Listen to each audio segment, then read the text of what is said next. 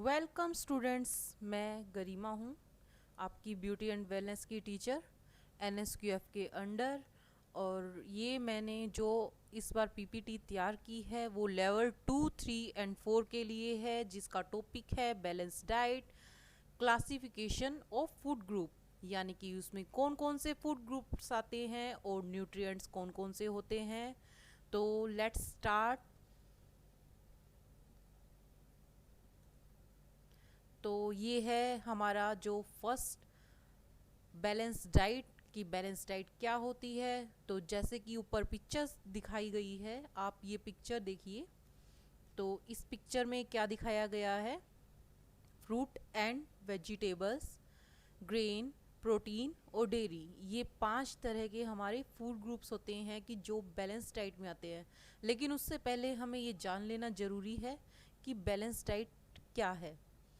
Balance diet वह है यानी कि संतुलित आहार, वह है जो भोजन जो शरीर को सेल्स, टिश्यू और ऑर्गन्स को बनाए रखने के लिए एक सभी आवश्यक सभी पोषक तत्वों, विटामिन और मिनरल के साथ साथ सही ढंग से कार्य करने के लिए प्रदान करता है।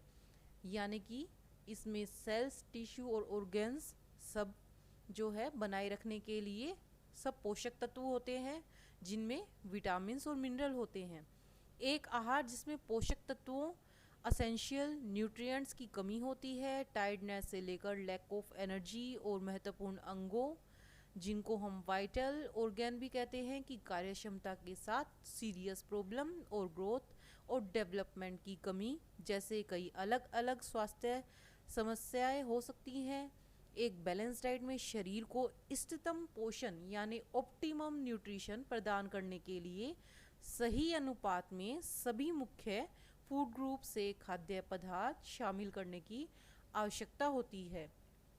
मुख्य food group fruits and vegetable, protein, dairy, carbohydrates, fatty and sugary foods हैं। प्रत्येक व्यक्ति अलग होता है, इसलिए स्वास्थ्य के लिए सही आहार व्यक्ति से दूसरे व्यक्ति से भिन्न हो सकता है। यानी कि इन सभी की ज़रूरत हर किसी को अलग अलग हो सकती है। जैसे हमारा जो वर्क है, जैसे लेबर का जिसका वर्क होता है उसको थोड़ी ज़्यादा मात्रा में थोड़ा सा न्यूट्रिएंट्स जैसे कार्बोहाइड्रेट्स, प्रोटीन चाहिए होता है। जिनको जिम ज्वाइन किया होता है, मसल्स बनाई होती है, उनको अलग रिक्वायरमेंट होती है। इसके अलावा जो ऑफिस में बैठे होते हैं या फिर जिनका फिजिकल वर्क कम होता है, तो वो लोग थोड़ा सा जो कार्बोहाइड्रेट्स हैं और जो हमारा प्रोटीन है उसको थोड़ा सा कम भी ले सकते हैं। तो नेक्स्ट हमारा है 5 फूड ग्रुप्स। 5 फूड ग्रुप्स यानी कि 5 तरह के जो फूड ग्रुप्स है वो इंक्लूड किए गए हैं।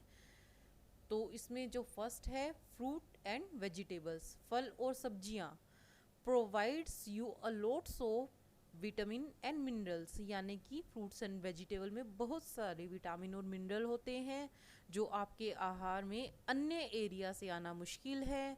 उनके पास high water and low fat content है, इसलिए ब्रेकफास्ट के लिए एक अच्छा ऑप्शन है।